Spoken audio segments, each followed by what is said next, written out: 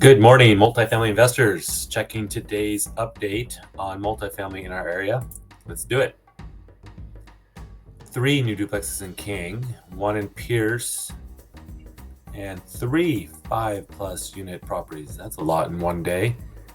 And that is it. Nothing in Thurston. Let's dive into these. You're probably Seattle. Yep.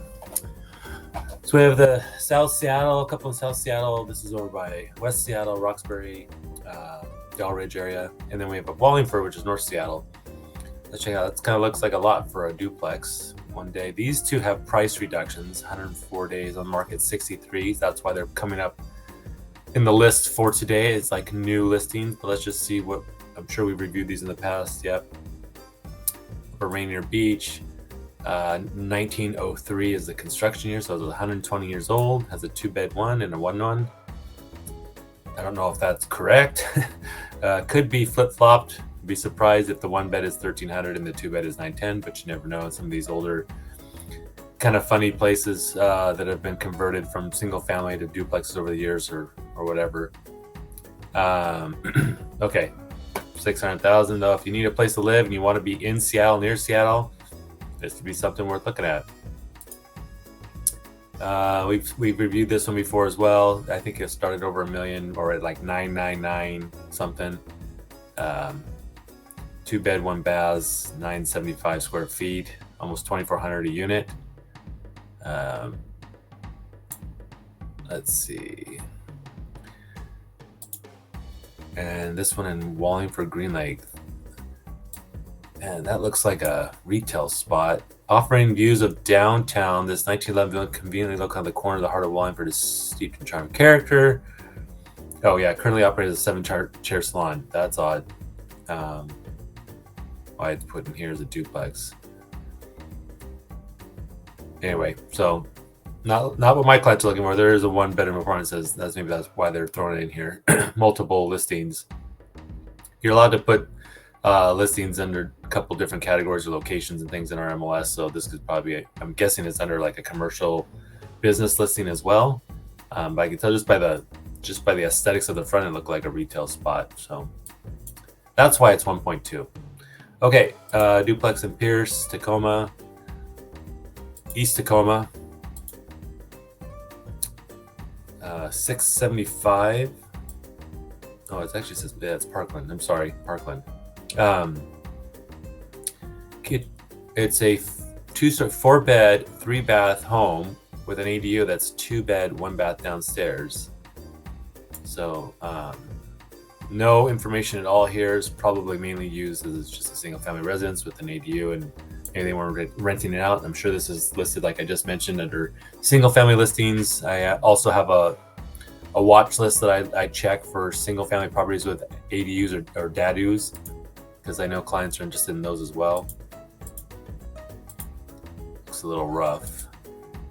The floors there and stuff. The walls. Big room, washroom, utility. Dated. I'd be curious if the ADU is permanent or not. That's one thing we try to discover or confirm. I think garage.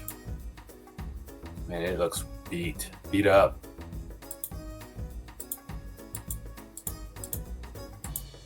Anyway, for clients looking for a big house with a little extra rental income opportunity, this isn't bad. Needs some work. Obviously, it's huge. It's 3,800 square feet. But okay, not a traditional duplex that we're looking for most of my clients. Then we'll get down to the big 3 5+ units. Seattle, Shoreline. Shoreline is north of Seattle. These are all not brand new. We probably looked at them before because they've been on 2 months and 3 months. Let's take a quick gander at them anyway. U District looks like a 100-year-old building. Yeah, 1926. 10 studios and 13 1-bedrooms, so it's 23 units for $6.5 million. Saying it's being listed as a 5.37 cap, which wouldn't be terrible for Seattle, really. Probably not. It's probably not as good as that because of the expenses. There's always more expenses than are detailed. Lots of 1-beds and studios. But you can see the rents ranging from, geez, 2,000 and down to 1,750-ish for the studios. 2,000 for the one bed and 1,750. Excuse me. It's zoned LR3. Yeah, I mean, it's near the U District, with University of Washington, sorry. So you may be renting a lot to students as well, which is not my favorite thing in the world. I was a college student and I would never rent to myself back then for sure. Shoreline, this is saying the investor can raise rents. Of course they can, to a 6.6 cap rate. If they said new investor could get to a 661, I don't know what that means. Oh, current condition. If you renovated, you get to a 661. How many units? 12 units, all 2 beds, 1 bath, 1675, 1962. Looks like it has good parking. Very traditional. I like this. It's almost like a little motel design. Not much to landscape. Siding looks decent. There's been some updates. The flooring, at least. Cabinets looks original to 62. Baseboard heating. Good spot there. Looks like that might be Aurora Avenue.